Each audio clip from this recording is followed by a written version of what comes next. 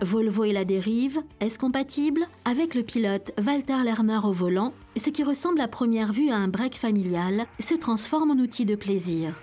Cela ne dépend pas seulement de la transmission intégrale ou de la traction arrière, mais cela dépend beaucoup aussi de la conduite. Volvo et la transmission intégrale, cela va bien ensemble aussi. Un tiers des Volvo vendus en Allemagne ont une transmission intégrale.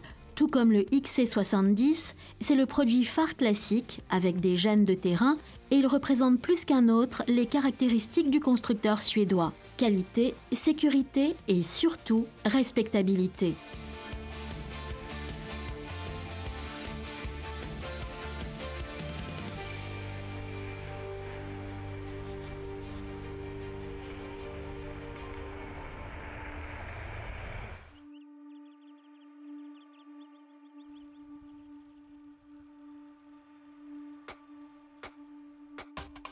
Le combo de terrain scandinave se démarque des berlines des classes moyennes et supérieures, et pas seulement en raison de son style racé.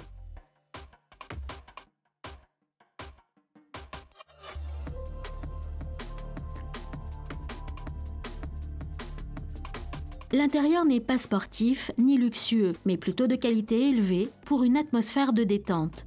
Dans l'habitacle, les passagers ont l'incroyable sensation d'être enveloppés par toute la masse de la voiture. On pourrait presque en oublier le monde extérieur. La même voiture, un moteur différent.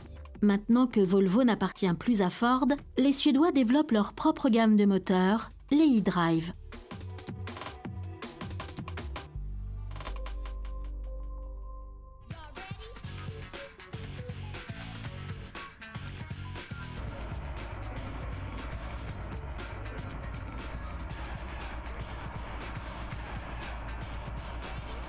Les véhicules ne seront disponibles qu'avec traction avant, même pour le grand XC70, ce sera traction avant.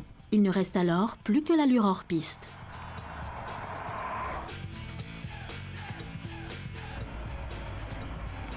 Deux motorisations, essence et diesel, ce sont les premiers moteurs e-Drive sur le marché.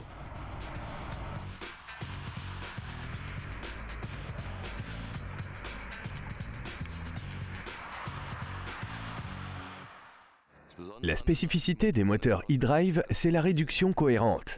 Nous abandonnons les moteurs 5 et 6 cylindres pour nous concentrer sur les moteurs 4 cylindres 2 litres et développer à partir d'un même type les moteurs essence et diesel. Le bénéfice pour les clients avec nos moteurs e-Drive, c'est une consommation considérablement inférieure, jusqu'à 30% avec les mêmes niveaux ou des niveaux plus élevés de performance. Dans le diesel, le système d'injection spécifique appelé E-Type vérifie et adapte en permanence la quantité d'injection et permet ainsi une réduction de la consommation. Dans les tests, le diesel est très économique mais aussi remarquablement lent. La plupart des clients continueront probablement à préférer l'auto-émission. 92% des Volvo vendus en Allemagne sont des véhicules diesel.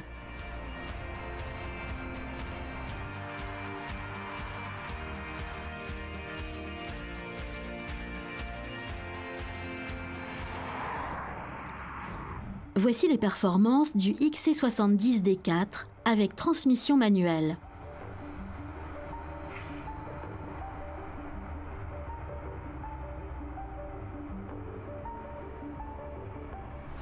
Plus économique et écologique, pour Volvo, la réduction est certainement la tendance de l'avenir. Mais sur la neige, les véhicules à traction avant seront assez impuissants, alors retour à la transmission intégrale. Mais le XC70 est aussi un trouble fait. Le contrôle de la dynamique du véhicule DSCT fonctionne également quand il est éteint.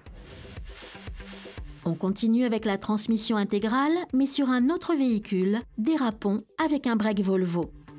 Le candidat, le break classe moyenne V60. Son moteur diesel 2,4 litres est toujours celui de l'ancienne génération 5 cylindres. Il a la même puissance que le e-Drive 4 cylindres, mais avec un couple plus élevé, 420 au lieu de 400 Nm. Important avant de déraper, débranchez le système électronique de stabilité DSCT. Fondamentalement, dériver avec la transmission intégrale ou avec une traction arrière est complètement différent. La traction arrière est en fait beaucoup plus facile à gérer en dérapage, avec une petite accélération.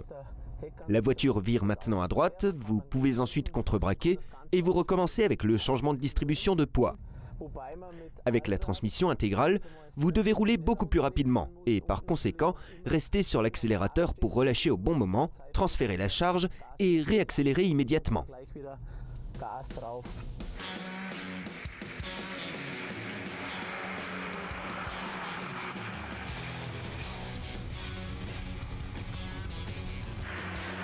Un break familial avec un facteur fun.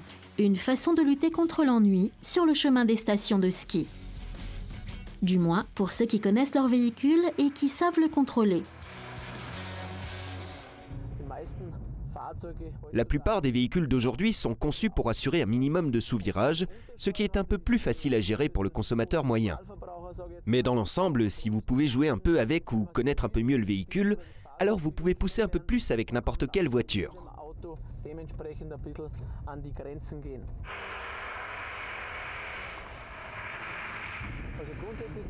Alors, fondamentalement, la transmission Volvo est très bonne. Elle se distribue toujours très bien sur l'essieu arrière. Vous pouvez vous en rendre compte et alors vous tirez la voiture le long de la courbe et vous gardez un bon contrôle. Je dois dire que la voiture est très bien équilibrée, très agréable à conduire. Alors, si le terrain est correct, et c'est toujours une question très importante en dérive, vous pouvez très bien contrôler la voiture et vous voyez que c'est très sympa à faire. Au plus tard en 2017, Volvo veut remplacer tous les moteurs 5 et 6 cylindres. Les moteurs e-drive seront installés sur les modèles à transmission intégrale. Les moteurs 4 cylindres sont certainement le bon choix pour réduire la pollution et utiliser les ressources de façon responsable. Mais ce serait bien si la dynamique et le plaisir de conduite ne soient pas négligés avec les moteurs plus petits.